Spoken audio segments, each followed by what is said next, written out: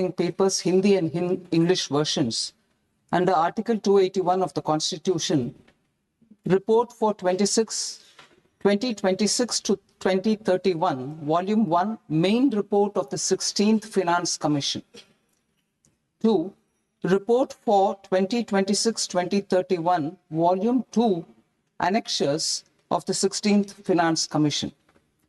Number 3, explanatory memorandum as to the action taken on the recommendations contained in the above report. Item number 2, माननीय वित्त मंत्री Nirmala Sitharaman ji.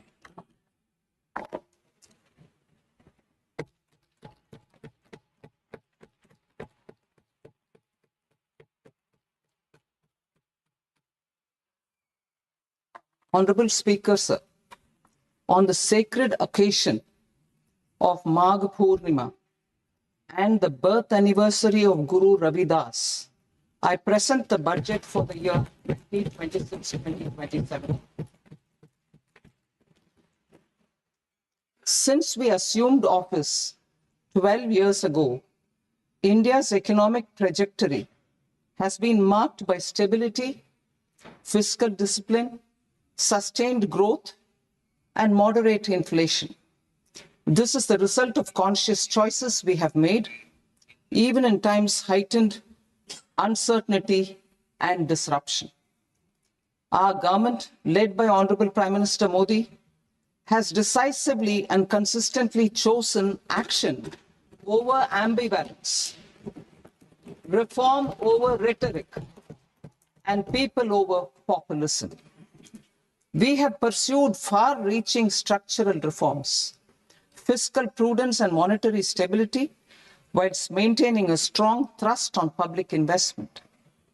Keeping Atmanirbharta as a lodestar, we have built domestic manufacturing capacity, energy security, and reduced critical import dependencies. Simultaneously, we have ensured that citizens benefit from every action of the government, undertaking reforms to support employment generation, agricultural productivity, household purchasing power, and universal services to people. These measures have delivered a high growth rate of around 7% and helped us make substantial strides in poverty reduction and improvement in the lives of our people. Today, we face an external environment in which trade and multilateralism are imperiled and access to resources and supply chains are disrupted. New technologies are transforming production systems while sharply increasing demands on water, energy, and critical minerals. India will continue to take confident steps towards Viksit Bharat, balancing ambition with inclusion. As a growing economy with expanding trade and capital needs, India must also remain deeply integrated with global markets, exporting more and attracting stable long-term investment. As I begin Part A, I want to express my gratitude to the people for standing firmly with us as we forge our way together towards becoming one of the largest economies of the world.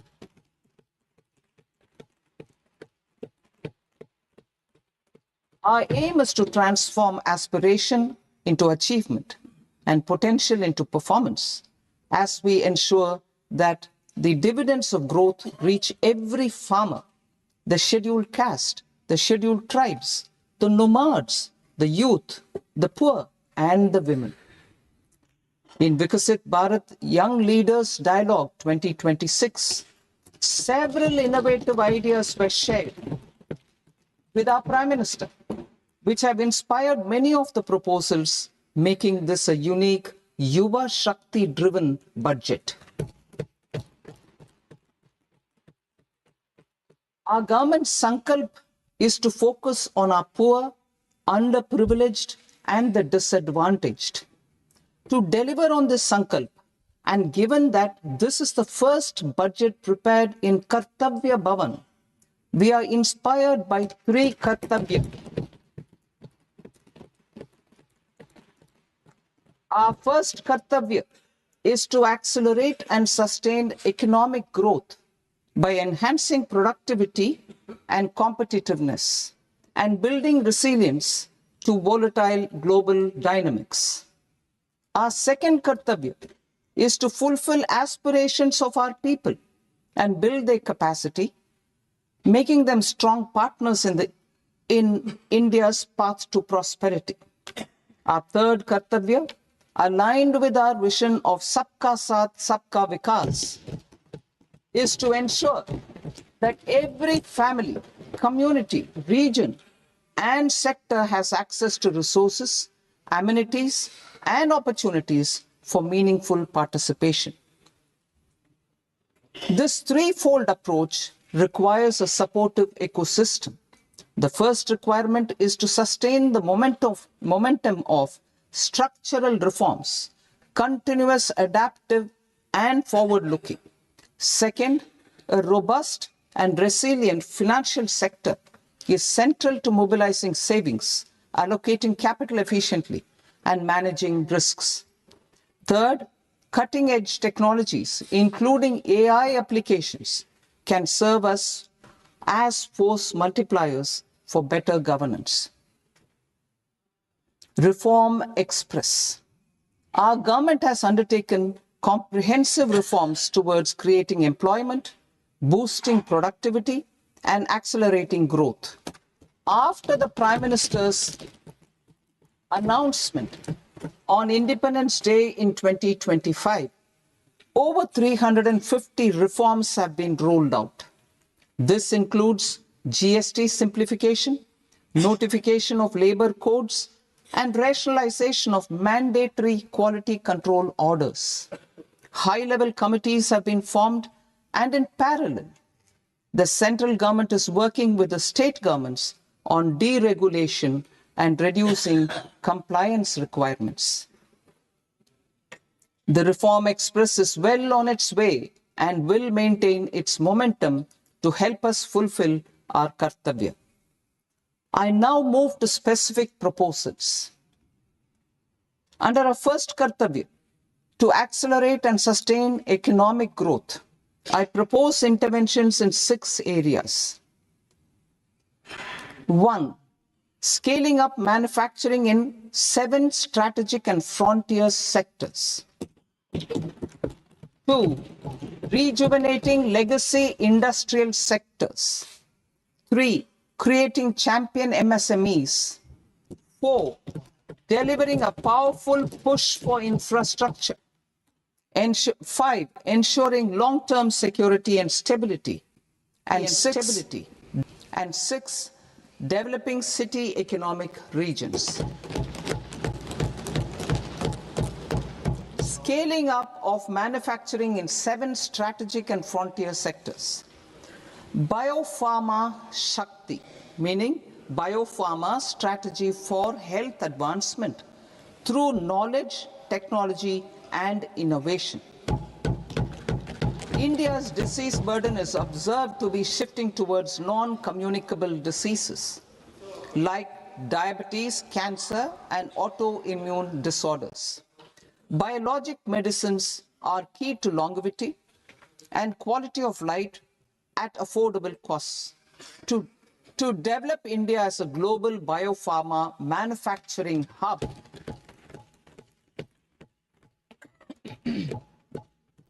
I propose the Biopharma Shakti with an outlay of 10,000 crores over the next 5 years. This will build the ecosystem for domestic production of biologics and biosimilars. The strategy will include a biopharma-focused network with 3 new national institutes of pharmaceutical education and research, popularly known as NIPERs, and upgrading 7 existing ones. It will also create a network of 1,000 accredited India clinical trials sites. We propose to strengthen the Central Drug Standard Control Organization to meet global standards and approved timeframes through and approval timeframes through a dedicated scientific review cadre and specialists. India's semiconductor mission 1.0 expanded India's semiconductor sector capabilities. Building on this, we will launch ISM 2.0 to produce equipment and materials, design full-stack Indian IP, and fortify supply chains. We will also focus on industry-led research and training centers to develop technology and skilled workforce. The Electronics Components Manufacturing Scheme, launched in April 2025 with an outlay of 22,919 crores, already has investment commitments at double the targets. We propose to increase the outlay to 40,000 crores to capitalize on this momentum.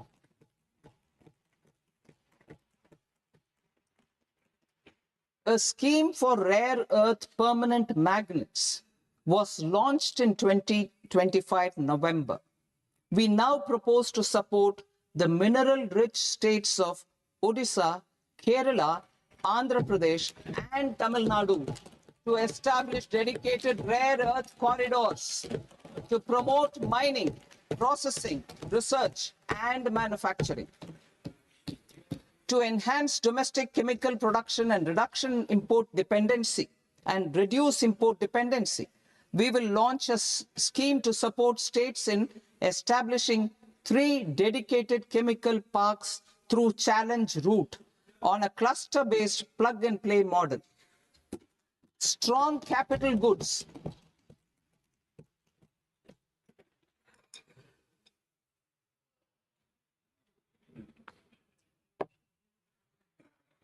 Strong capital goods capability is a determinant of productivity and quality across different sectors. Towards building this capacity, I propose the following. High-tech tool rooms will be established by central public sector enterprises at 2 locations as digitally enabled automated service bureaus that locally design, test, and manufacture high-precision components at scale and at lower cost. 2. A scheme for enhancement of construction and infrastructure equipments will be introduced to strengthen domestic manufacturing of high-value and technologically advanced CIE. This can range from lifts in a multi-storied apartment or firefighting equipment in multiplexes, large or small, and to tunnel boring equipments for building metros and high-altitude roads. I also propose a scheme for container manufacturing to create a globally competitive container manufacturing ecosystem with a budgetary allocation of 10,000 crores over a 5-year period. For the labor-intensive textile sector, I propose an integrated program with 5 subparts. 1. The National Fiber Scheme for self-reliance in natural fibers, such as silk, wool, and jute, man-made fibers, and new age fibers. Textile expansion and employment scheme to modernize traditional clusters with capital support for machinery, technology upgradation, and common testing and certification centers. 3. The National Handloom and Handicraft Program to integrate and strengthen existing schemes and ensure targeted support for weavers and artisans. Tex Eco Initiative to promote globally competitive and sustainable textiles and apparels.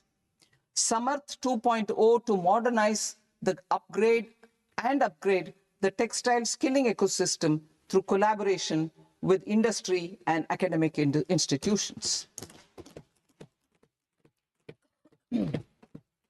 Further, I propose to set up mega textile parks in challenge mode. They can also focus on bringing value addition to technical textiles. I propose to launch the Mahatma Gandhi Gram Swaraj initiative to strengthen khadi, handloom, and handicrafts. This will help in global market linkage and branding.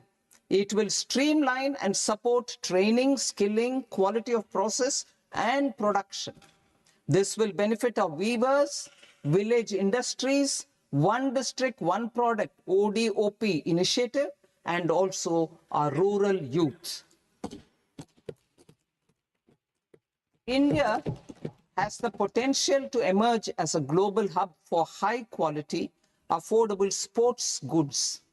I propose a dedicated initiative for sports goods that will promote manufacturing, research, and innovation in equipment design as well as material sciences. Rejuvenation of legacy industrial clusters. I propose to introduce a scheme to revive 200 legacy industrial clusters to improve their cost competitiveness and efficiency through infrastructure and technology upgradation. Creating champion SMEs and supporting micro enterprises. Recognizing MSMEs as a vital engine of growth, I propose a three-pronged approach to help them grow as champions. Equity support. I propose to introduce a dedicated 10,000 crores SME growth fund to create future champions, incentivizing enterprises based on select criteria. I also propose to top up the Self-Reliant India Fund set up in 2021 with 2,000 crores to continue support to micro enterprises and maintain their access to risk capital. Liquidity support. With TREDS, more than 7 lakh crore has been made available to MSMEs. To leverage its full potential, I propose 4 measures. 1. Mandate TREDS as the transaction settlement platform for all purchases from MSMEs by CPSEs, serving as a benchmark for other corporates. 2. Introduce a credit guarantee support mechanism through CGTMSE for invoice discounting on TREDS platform. 3. Link GEM with TREDS for sharing information with financiers about government purchases from MSMEs, encouraging cheaper and quicker financing. 4. Introduce TREDS receivables as asset-backed securities, helping develop a secondary market, enhancing liquidity and settlement of transactions. Professional support. Government will facilitate professional institutions such as the ICAI, ICSI, ICMAI to design short-term modular courses and practical tools to develop a cadre of corporate mitras, especially in Tier 2 and Tier 3 towns. These accredited para-professionals will help MSMEs meet compliance requirements at affordable costs. Infrastructure. During this past decade, our government has undertaken several initiatives for large-scale enhancement of public infrastructure, including through new financing instruments such as Infrastructure Investment Trust (InvITs) and Real Estate Investment Trust (REITs), and institutions like NIIF and NABFID. We shall continue to focus on developing infrastructure in cities with over 5 lakh population, that is Tier 2, Tier 3 cities, which have expanded to become growth centers. Public capital expenditure has increased manifold from 2 lakh crore in 2014-15 to an allocation of 11.2 lakh crore in BE 25-26. In this coming year, that is financial year 2026-27, I propose to increase it to 12.2 lakh crores to continue the momentum.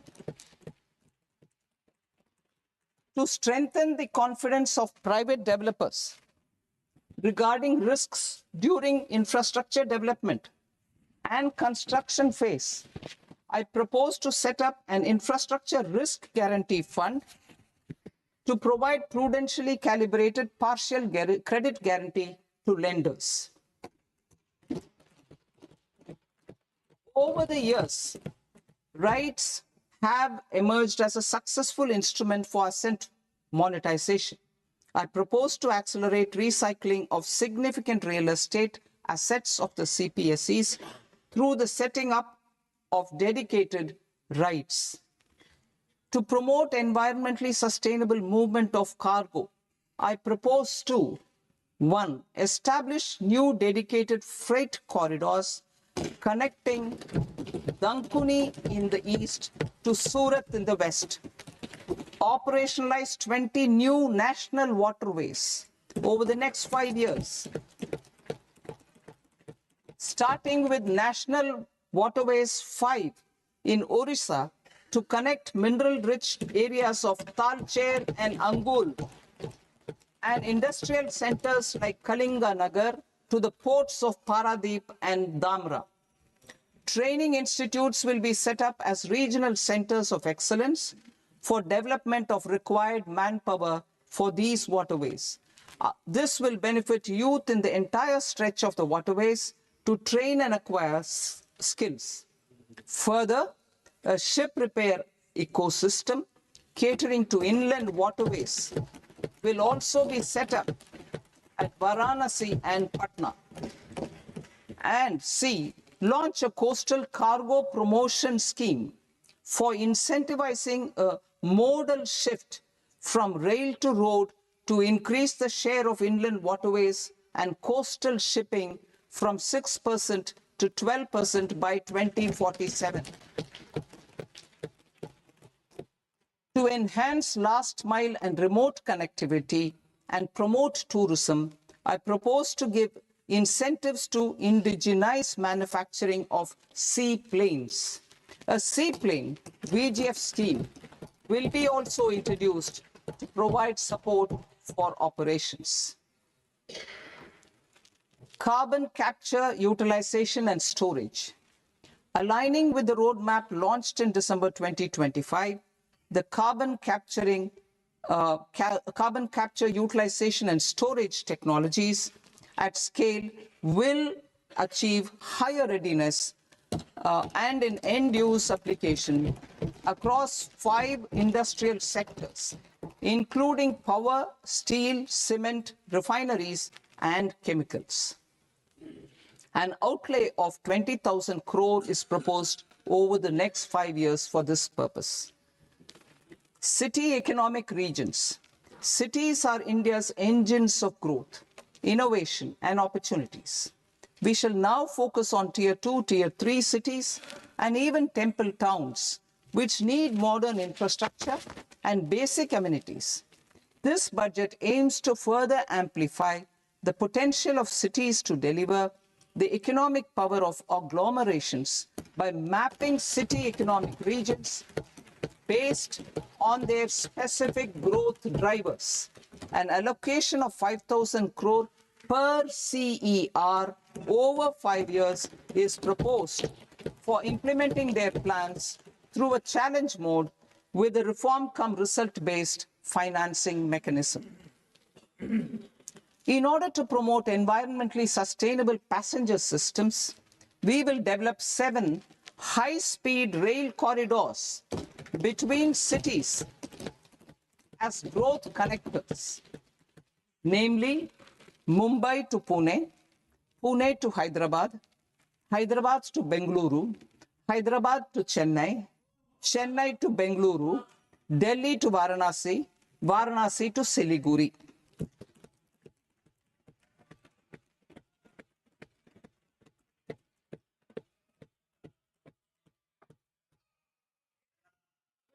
Financial sector. The Indian banking sector today is characterized by strong balance sheet, historic highs in profitability, improved asset quality, and coverage exceeding 98% of villages in the country. At this juncture, we are well placed to futuristically evaluate the measures needed to continue on the path of reform-led growth of this sector. I propose setting up a high-level committee on banking for Vikasit Bharat. High-level committee on banking for Vikasit Bharat to comprehensively review the sector and align it with India's next phase of growth, while safeguarding financial stability, inclusion, and consumer protection. The vision for NBFCs for Vikasit Bharat has been outlined with clear targets for credit disbursement and technology adoption in order to achieve scale and improve efficiency in the public sector NBFCs. As a first step, it is proposed to restructure the Power Finance Corporation and Rural Electrification Corporation. I propose a comprehensive review of the foreign exchange management non-debt instruments rules to create a more contemporary, user-friendly framework for foreign investments consistent with India's evolving economic priorities. Corporate bond market. I propose to introduce a market-making framework with suitable access to funds and derivatives on corporate bond indices. I also propose to introduce total return swaps on corporate bonds. Municipal bonds. To encourage the issuance of municipal bonds of higher value by larger cities, I propose an incentive of 100 crore rupees for a single bond issuance. 100 crore rupees for a single bond issuance of more than 1,000 crore. The current scheme under Amrit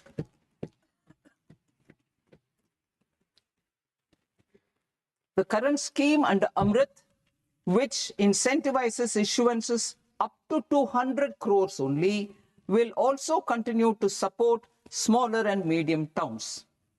That will also continue to support the smaller and medium towns. Ease of doing business. Individual persons resident outside India, PROI, will be permitted to invest in equity instruments of listed Indian companies through the Portfolio Investment Scheme. It is also proposed to increase the investment limit for an individual PROI under the scheme from 5% to 10%, with an overall investment limit for all individual PROIs to 24% from the current 10%. Emerging technologies including AI. 21st century is technology-driven. Adoption of technology is for the benefit of all people. Farmers in the field, women in STEM, youth keen to upskill, and Divyangjan to access newer opportunities. The government has taken several steps to support new technologies through AI Mission, National Quantum Mission, Anusandhan National Research Fund, and Research and Development and Innovation Fund. Our second kartavya is to fulfill aspirations and build capacities. Close to 25 crore individuals have come out of multi-dimensional poverty through a decade of our government's sustained and reform-oriented efforts.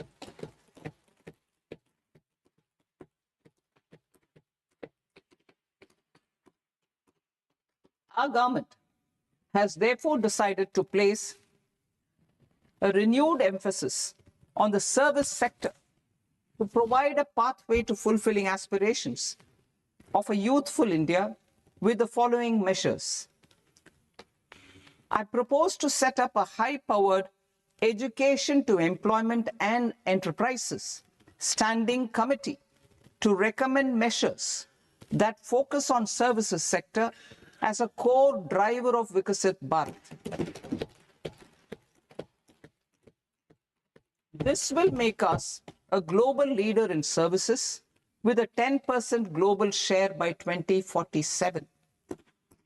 The committee will prioritize areas to optimize the potential for growth, employment, and exports.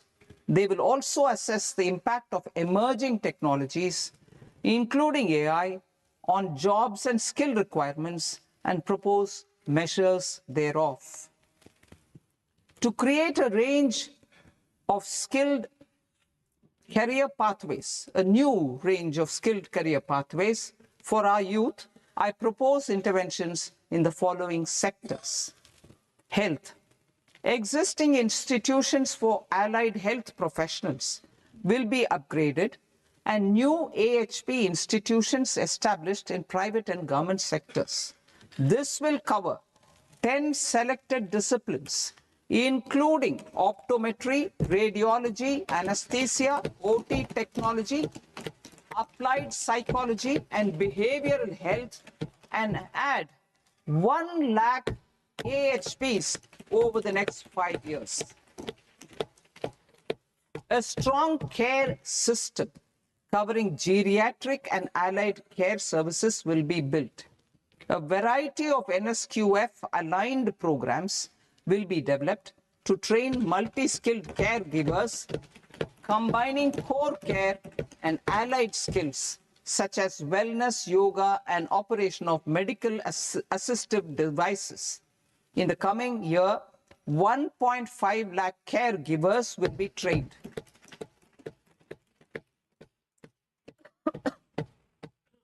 Hubs for medical value tourism.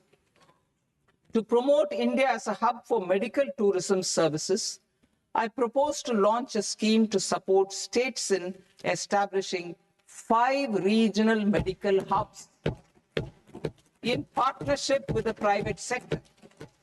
These hubs will serve as integrated healthcare complexes that combine medical, educational, and research facilities. They will have Ayush centers, medical value tourism facilitation centers, and infrastructure for diagnostics, post-care, and rehabilitation. These hubs will provide diverse opportunities, job opportunities for health professionals, including doctors and AHPs. Ancient Indian yoga, already respected in several parts of the world, was given a mass global recognition when Honorable Prime Minister took it to the UN. Post-COVID, Ayurveda gained a similar global acceptance and recognition. Exporting quality Ayurveda products helps farmers who grow the herbs and youth who process the products.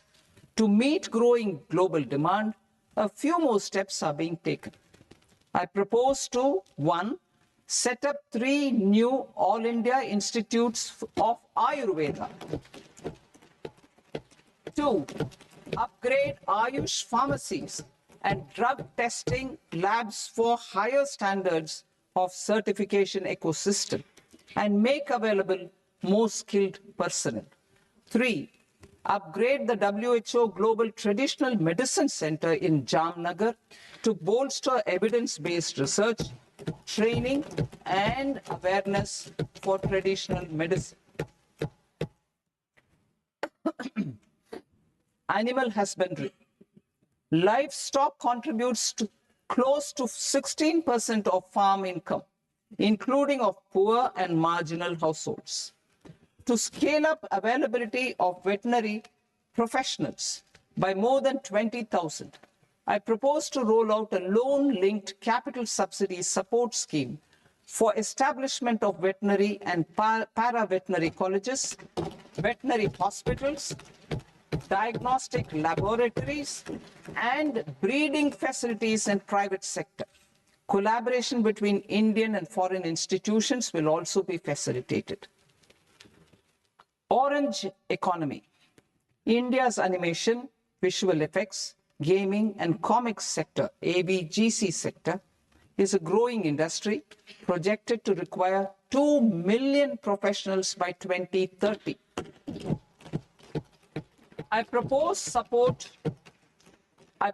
to support the Indian Institute of Creative Technologies, Mumbai, in setting up AVGC content creator labs in 15,000 secondary schools all over the country and 500 colleges.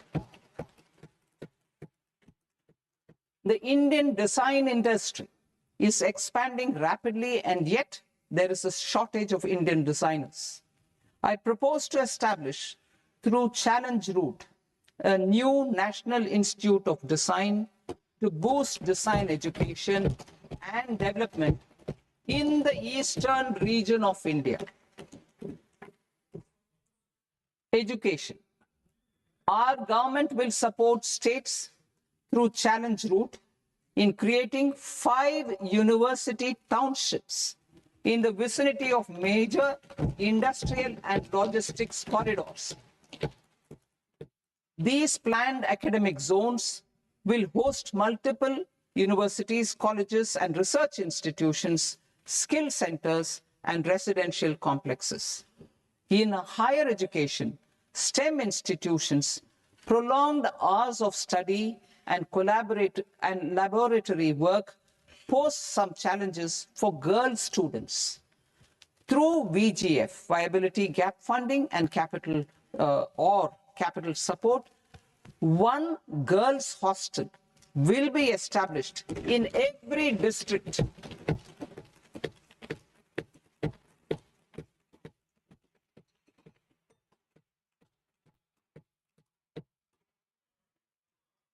To promote astrophysics and astronomy via immersive experiences. 4 telescope infrastructure facilities will be set up or upgraded. The National Large Solar Telescope, the National Large Optical Infrared Telescope, the Himalayan Chandra Telescope, and the Cosmos 2 Planetarium. Tourism. The tourism sector has the potential to play a large role in the employment generation, forex earnings, and expanding the local economy. I propose to set up a National Institute of Hospitality by upgrading the existing National Council for Hotel Management and Catering Technology. It will function as a bridge between academia, industry, and government. I also propose a pilot scheme for upskilling 10,000 guides in 20 iconic tourist sites through a standardized, high-quality, 12-week training course in hybrid mode in collaboration with the Indian Institute of Management. A national destination digital knowledge grid will be established to digitally document all places of significance, cultural, spiritual, and heritage. This initiative will create a new ecosystem of jobs for local researchers, historians, content creators, and technology partners. India has the potential and opportunity to offer world-class trekking and hiking experience. We will develop ecologically sustainable mountain trails in Himachal Pradesh, Uttarakhand, and Jammu Kashmir. Also in Araku Valley in the Eastern Ghats and Podigai Malai in the Western Ghats. Turtle trails along key nesting sites in the coastal areas of Odisha, Karnataka, and Kerala. And 3 bird watching trails along the Pulikat Lake in Andhra Pradesh, Tamil Nadu. It's on the border. Under the visionary leadership of Honorable Prime Minister, we established the International Big Cat Alliance in 2024. This year India is hosting the first ever global Big Cat Summit, where heads of governments and ministers from 95 range countries will deliberate on collective strategies for conservation. Heritage and culture tourism. I propose to develop 15 archaeological sites, including Lothal, Dholavira, Rakhi-Gadi, Adichanallur, Saranath, Hastinapur, and Leh Palace into vibrant experiential cultural destinations. Excavated landscapes will be open to the public through curated walkways. Immersive storytelling skills and technologies will be introduced to help conservation labs, interpretation centers, and guides. The sports sector provides multiple means of employment, skilling, and job opportunities. Taking forward the systematic nurturing of sports talent, which is set in motion through the Khelo India program earlier, I propose to launch a Khelo India mission to transform the sports sector over the next decade. The mission will facilitate an integrated talent development pathway supported by training centers, which are foundational, intermediate, and elite levels. B, systematic development of coaches and support staff. C, integration of sports science and technology. D, competitions and leagues to promote sports culture and provide platforms. And E, development of sports infrastructure for training and competition. Our third Kartavya aligns with our vision of Sabka Saath, Sabka Vikas towards Vikasit Bharat. This requires targeted efforts for 1, increasing farmer incomes through productivity enhancement and entrepreneurship, with special attention to small and marginal farmers. B, empowering Divyangjan through access to livelihood opportunities, training, and high-quality assistive devices. C, empowering the vulnerable to access mental health and trauma care. D, focus on the Purvodaya states and the Northeast region to accelerate development and employment opportunities. Fisheries. We will undertake initiatives for integrated development of 500 reservoirs and Amrit Sarovars. 2, strengthen the fisheries value chain in coastal areas and enable market linkages involving startups and women-led groups together with fish farmer producer organizations. Animal husbandry. To provide quality employment opportunities in rural and peri-urban areas, we will support the animal husbandry sector in entrepreneurship development through A, a credit-linked subsidy program, B, scaling up and modernization of livestock enterprises, C, enhanced creation of livestock, dairy, and poultry enhanced creation of livestock, dairy, and poultry-focused integrated value chains, and D, encourage creation of livestock farmer producer organizations. High-value agriculture. To diversify farm outputs, increase productivity, enhance farmers' incomes, and create new employment opportunities, we will support high-value crops such as coconut, sandalwood, cocoa, cashew in the coastal areas, agar trees in Northeast, and nuts such as almonds, walnuts, and pine nuts in our hilly regions. These, all of them, will be supported. India is the world's largest producer of coconuts. About 30 million people, including nearly 10 million farmers, depend on coconuts for their livelihood. To further enhance competitiveness in coconut production, I propose a coconut promotion scheme to increase production and enhance productivity through various interventions, including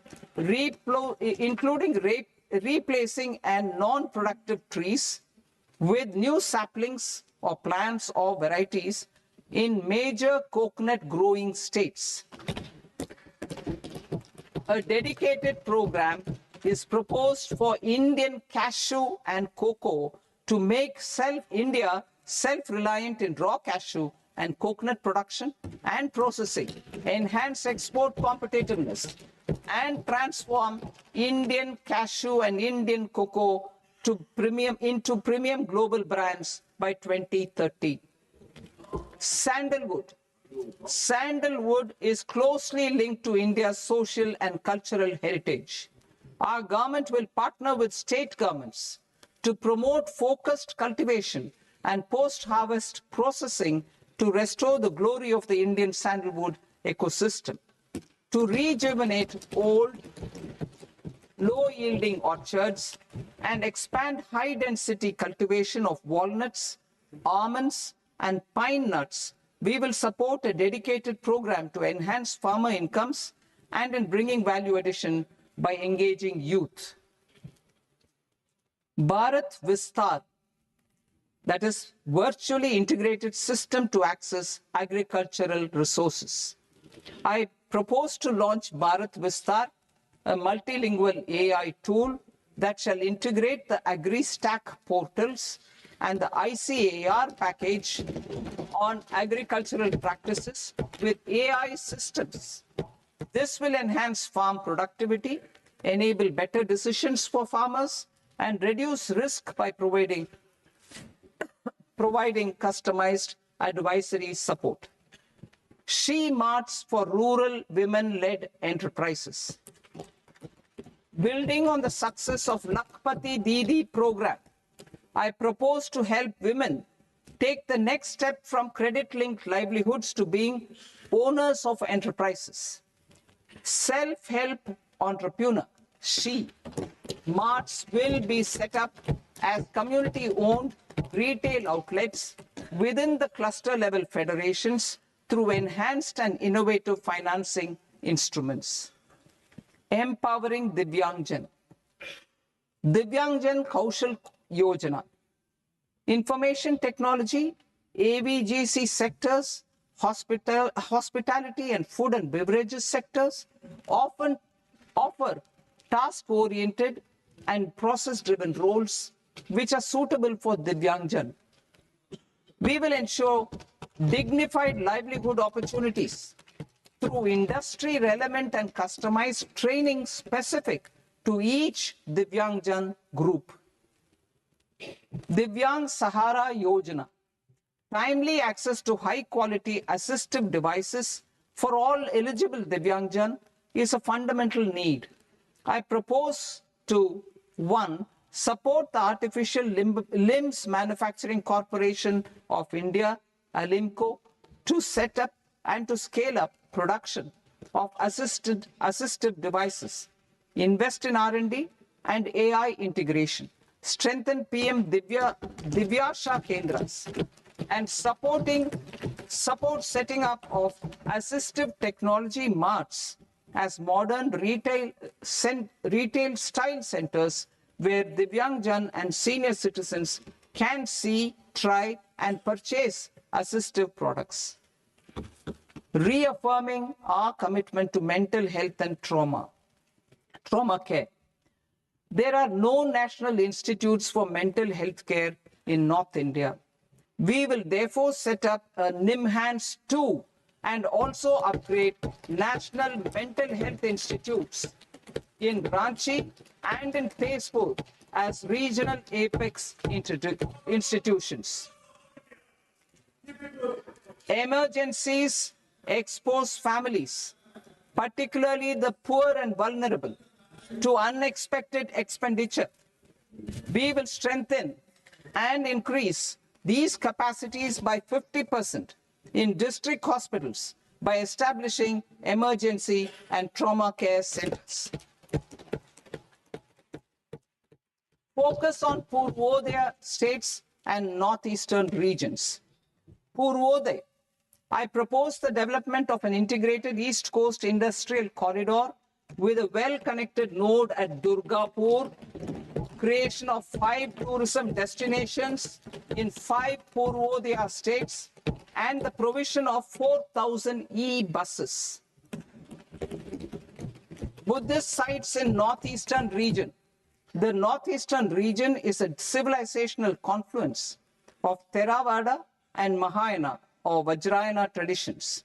I propose to launch a scheme for development of Buddhist circuits in Arunachal Pradesh, Sikkim, Assam, Manipur, Mizoram, and Tripura.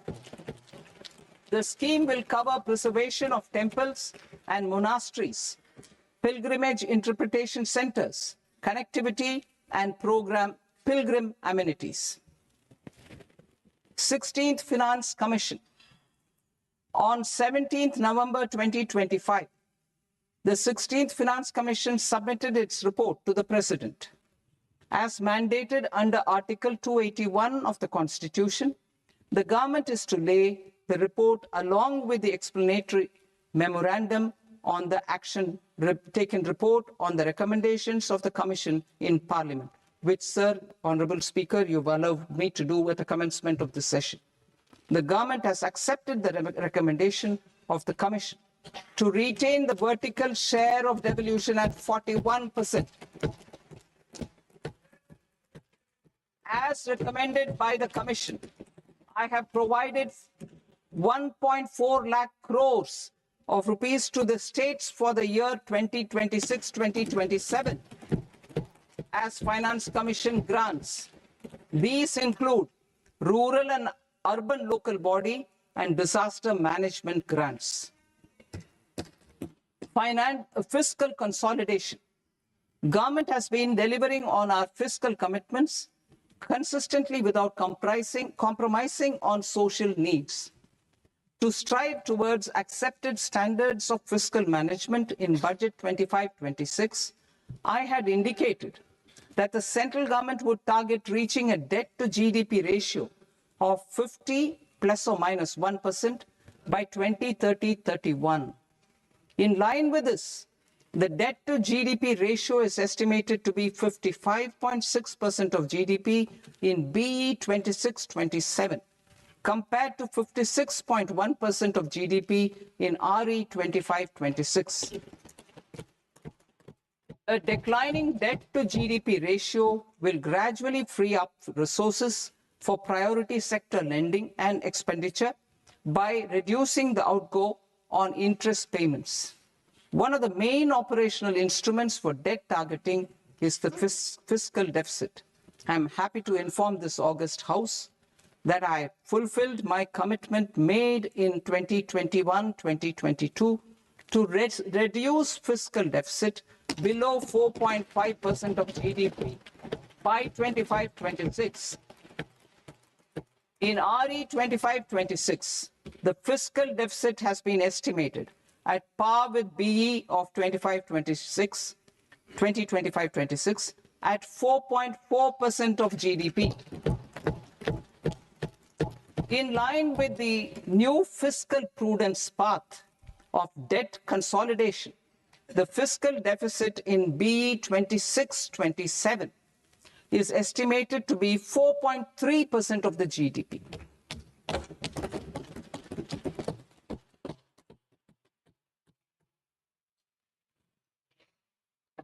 The revised estimates of the non-debt receipts are 34 lakh crore rupees, of which the centre's net tax receipts are 26.7 lakh crore. The revised estimate of the total expenditure is 49.6 lakh crore rupees, of which the capital expenditure is about 11 lakh crores. Budget estimates 2026 to 2027.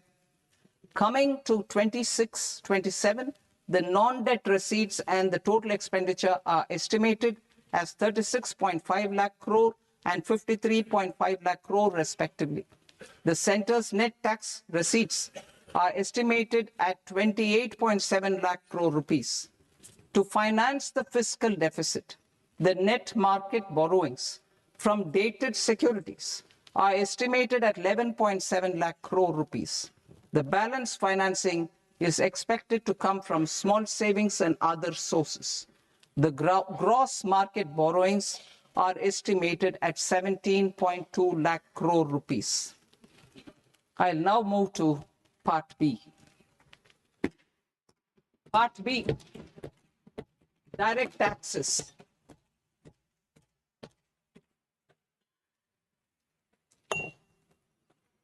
Honorable Speaker, sir, I now present my proposals on direct taxes. New Income Tax Act. In July 2024, I announced a comprehensive review of the Income Tax Act 1961. This was completed in a record time, and the Income Tax Act 2025 will come into effect from 1st April 2026.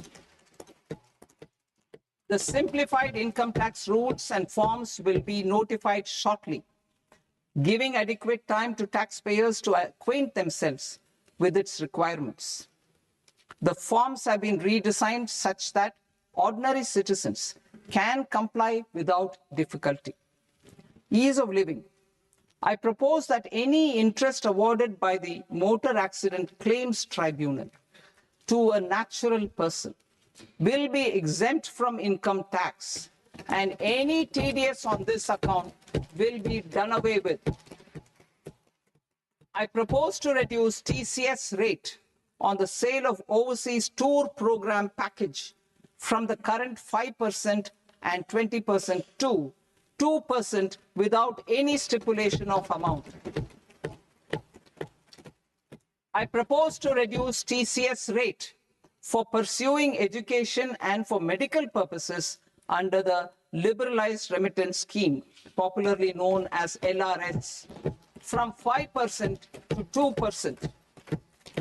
Supply of manpower services is proposed to be specifically brought within the ambit of payment to contractors for the purpose of TDS to avoid ambiguity. Thus, TDS on these services will be at the rate of either 1% or 2% only. I propose a scheme for small taxpayers, wherein a rule-based automated process will enable obtaining a lower or nil deduction certificate instead of filing an application with the assessing officer. For the ease of taxpayer holding securities in multiple companies, I propose to enable depositories to accept Form 15G or Form 15H from the investor and provide it directly to various relevant companies. I propose to extend time available for revising returns from 31st December to up to 31st March with the payment of a nominal fee. I also propose to stagger the timeline for filing of tax returns. Individuals with ITR 1 and ITR 2 returns will continue to file till 31st July, and non-audit business cases or trusts are proposed to be allowed time till 31st August. TDS on sale of immovable property by a non-resident is proposed to be deducted and deposited through resident buyers and his or her PAN-based challan instead of requiring a TAN, which is a temporary accounting number.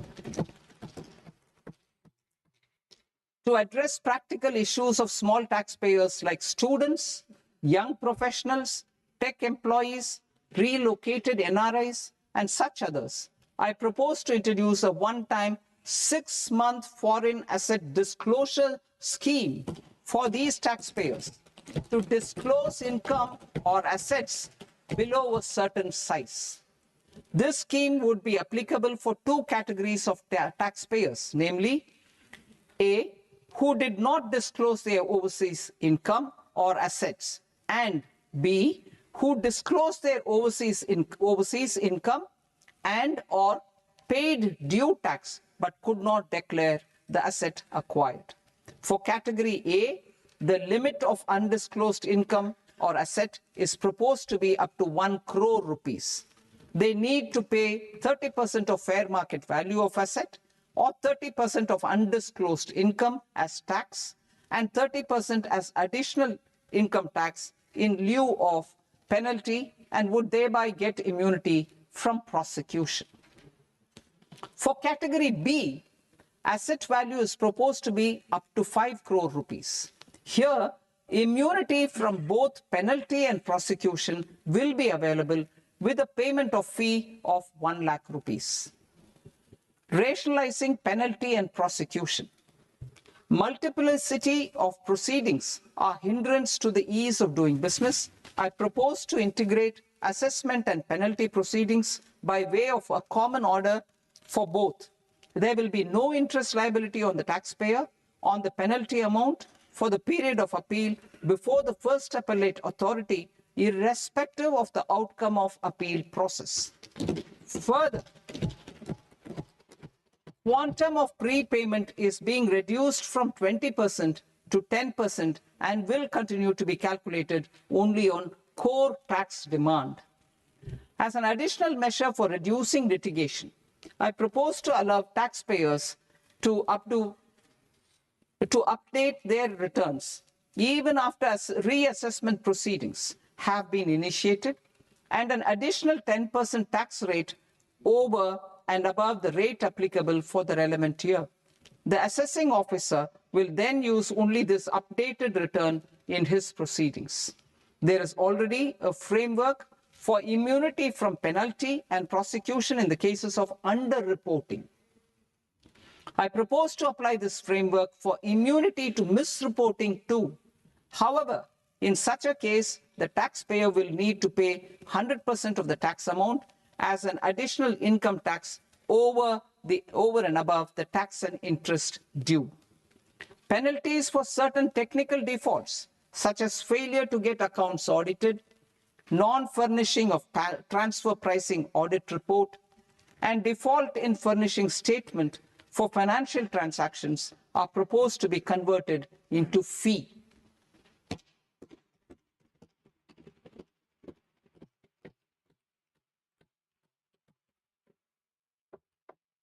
I propose to rationalize prosecution framework under Income Tax Act while maintaining a careful balance for deterrence in some serious offense. Non-production of books of account and documents and requirement of TDS payment where payment is made in kind are being decriminalized. Further, minor offenses will attract fine only. The remaining prosecutions will be graded commensurate with the quantum of offense. They will entail only simple imprisonment with maximum imprisonment reduced to 2 years and power to courts to convert even those into fines. There is no penalty. There is no penalty presently for non-disclosure of non-immovable foreign assets with aggregate value less than 20 lakh rupees. I propose to also provide them with immunity from prosecution with retrospective effect from 1/10/2024.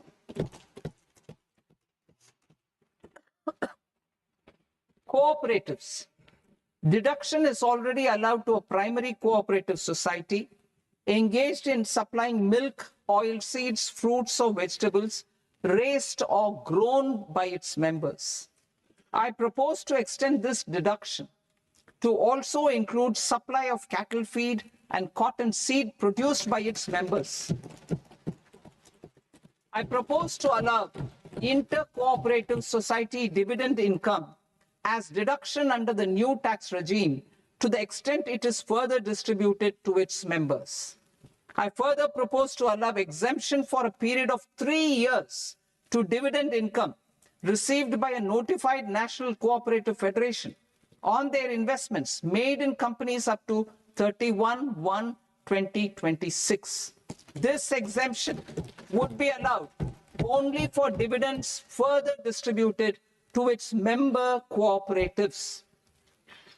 Supporting IT sector as India's growth engine.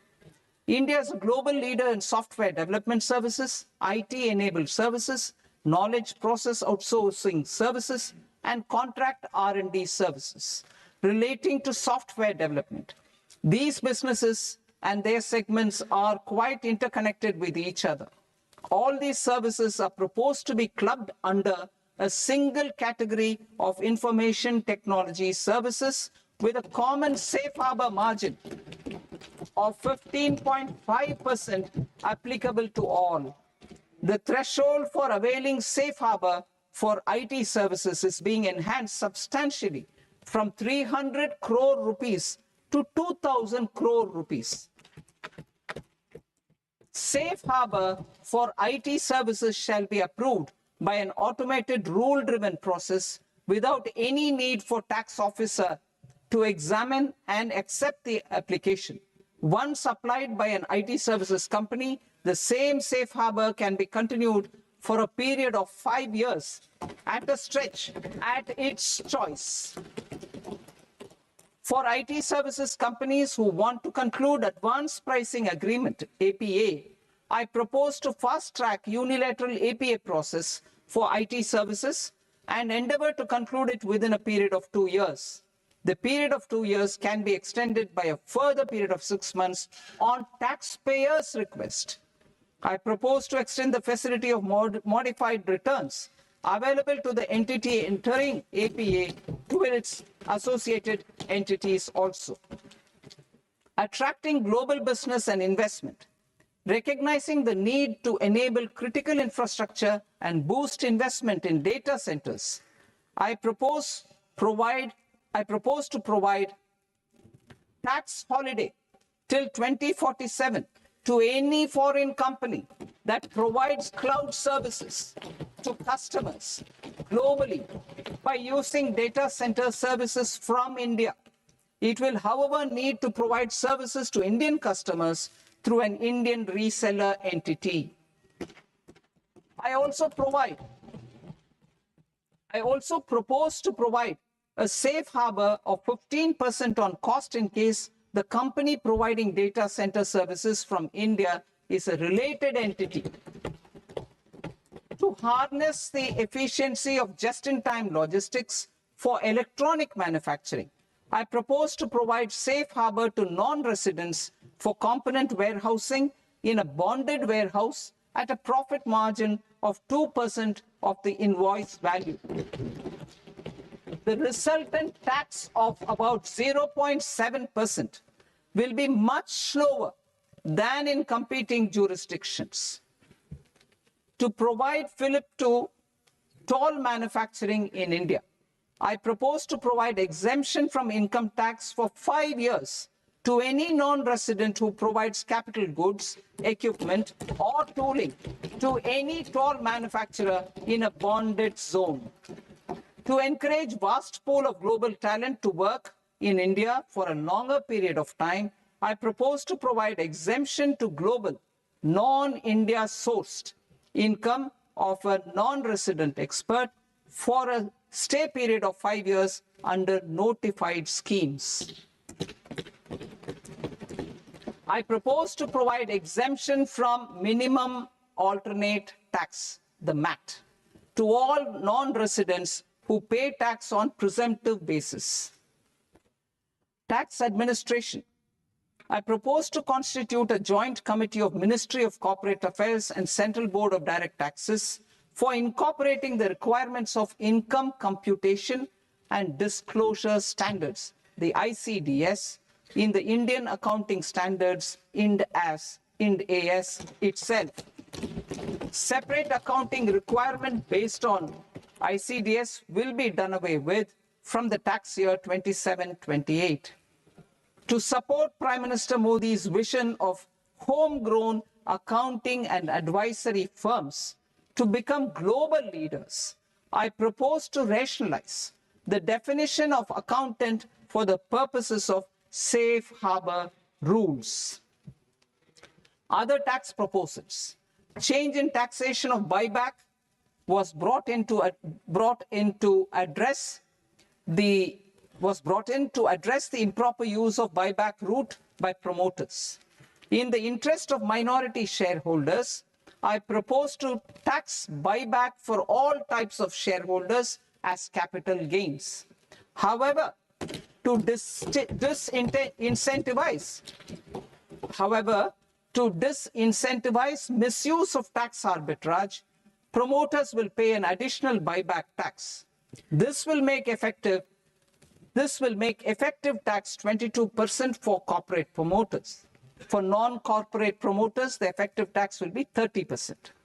TCS rate for sellers of specific goods, namely alcoholic liquor, scrap, and minerals, will be rationalized to 2%, and that on tendu leaves will be reduced from 5% to 2%.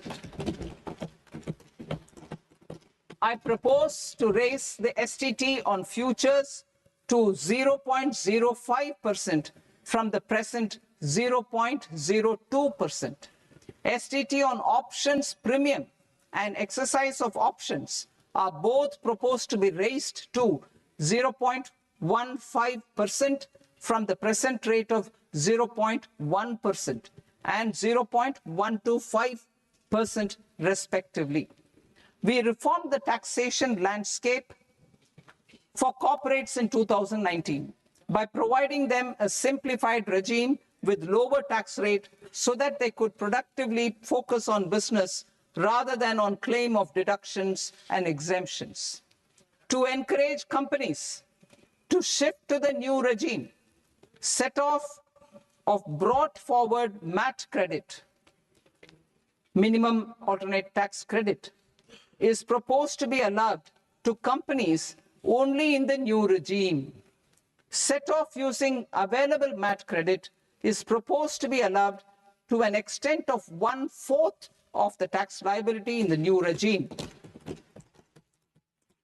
MAT is proposed to be made final tax, so there will be no further credit accumulation from 1st April 2026. In line with this change, the rate of final tax is being reduced to 14% from the current MAT rate of 15%. The brought forward MAT credit of taxpayers accumulated till 30th March 2026 will continue to be available to them for set off as above. Indirect taxes. I shall now take up proposals related to indirect taxes. My proposals for customs and central excise aim to further simplify the tariff structure, support domestic manufacturing, promote export competitiveness, and correct inversion in duty.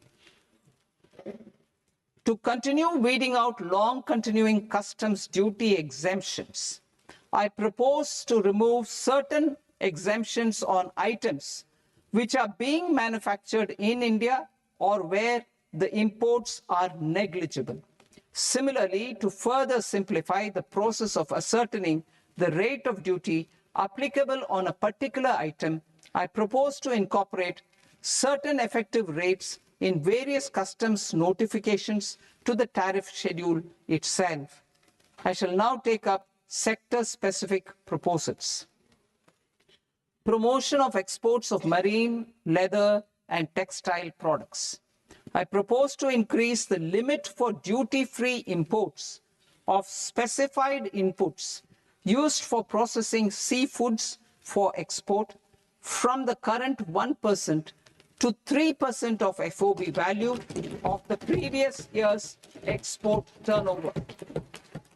I also propose to allow duty-free imports of specified inputs, which is currently available for exports of leather or synthetic footwear, to exports of shoe uppers as well.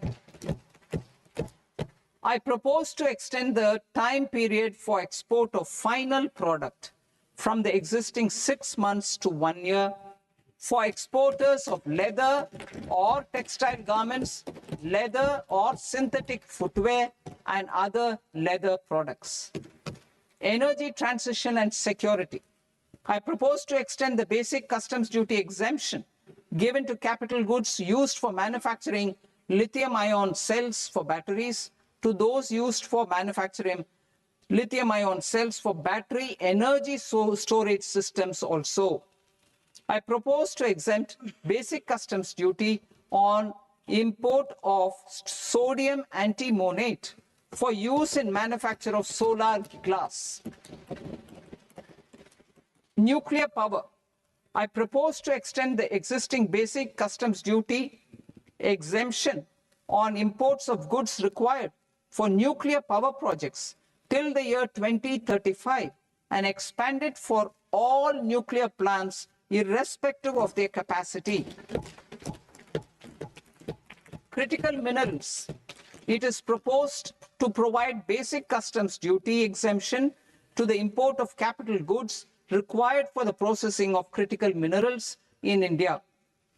Biogas blended CNG. I propose to exclude the entire value of biogas while calculating the central excise duty payable on biogas blended CNG. Civil and defense aviation. I propose to exempt basic customs duty on components and parts required for the manufacture of civilian training and other aircrafts. It is proposed to exempt basic customs duty on raw materials imported for the manufacture of parts of aircraft to be used in maintenance, repair, or overall requirements by units in the defense sector. Electronics. To deepen value addition in the consumer electronics sector, I propose to exempt basic customs duty on specified parts used in the manufacture of microwave ovens. Special economic zone. To address the concerns arising about utilization of capacity by manufacturing units in the special economic zones due to global trade disruptions, I propose as a special one-time measure to facilitate sales by eligible manufacturing units in SEZs to the domestic tariff area at concessional rates of duty. The quantity of such sales will be limited to a prescribed proportion of their exports. Necessary regulatory changes will be undertaken to operationalize the measures while ensuring level playing field for the units working in the DTA. Ease of living. To rationalize the customs duty structure for goods imported for personal use, I propose to reduce the tariff rate on all dutiable goods imported for personal use from 20% to 10%. To provide relief to patients, particularly those suffering from cancer, I propose to exempt basic customs duty on 17 drugs or medicines. I propose also to add 7 more rare diseases for the purposes of exempting import duties on personal imports of drugs, medicines, and food for special medical purposes used in their treatment. Customs process. India's role and share in the global trade is poised for a major leap in line with our ambition and journey towards Viksit Bharat. In this regard, I propose many measures for custom processes to have minimal intervention for smoother and faster movement of goods and greater certainty to the trade. Trust-based systems. I propose to enhance duty deferral period for Tier 2 and Tier 3 authorized economic operators, known as AEOs, from 15 days to 30 days. I propose to provide eligible manufacturer importers the same duty deferral facility. This should encourage them to get themselves accredited as a full-fledged Tier 3 AEO in due course. To provide greater certainty and for better business planning, I propose to extend validity period of advance ruling binding on customs from the present 3 years to 5 years. In the spirit of the whole of government approach,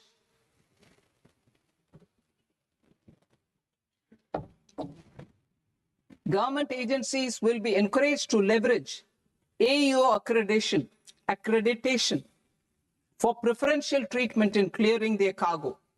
Regular importers with trusted long-standing supply chains will be recognized in the risk system so that the need for verification of their cargo every time can be minimized. Export cargo using electronic sealing. Export cargo using electronic sealing will be provided through clearance from the factory premises to the ship. For import of goods not needing any compliance, filing of bill of entry by a trusted importer and arrival of goods will automatically notify customs for completing their clearance formalities. This will enable goods to be released immediately on arrival. The customs warehouse framework will be transformed into a warehouse operator-centric system with a self-declarations, electronic tracking, and risk-based audit.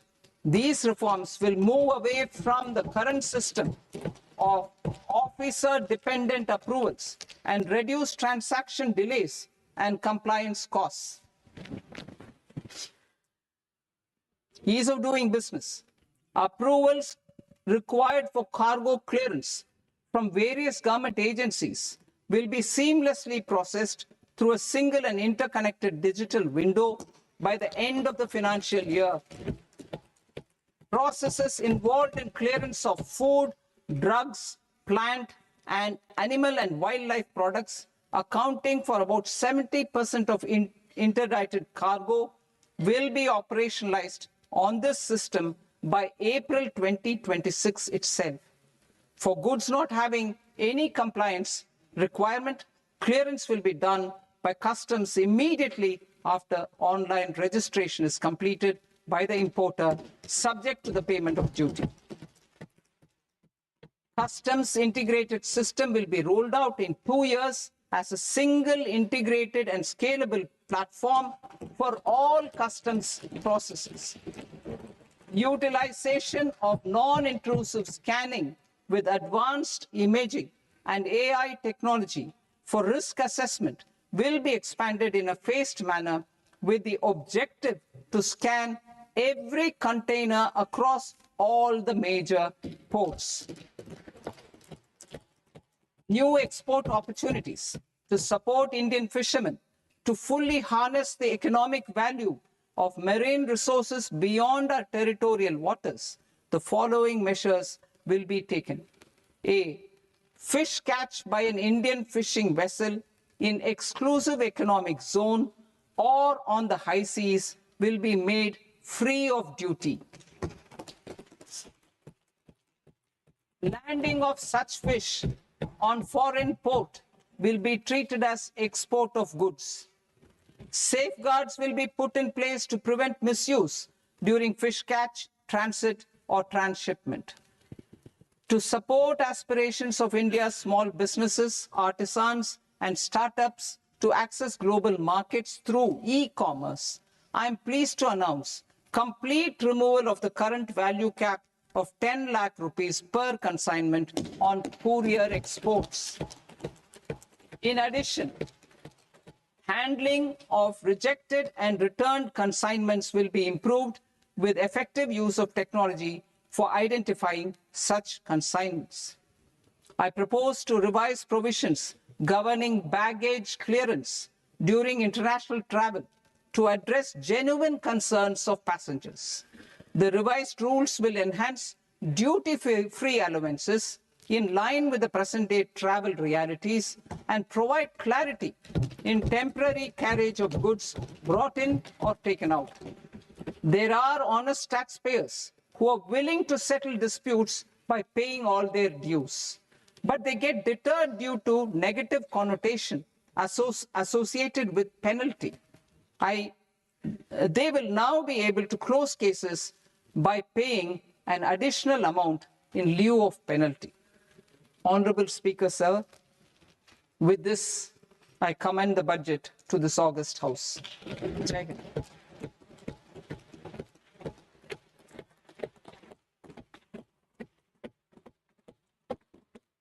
One and a half hours. Item number Shri माननीय वित्त मंत्री जी।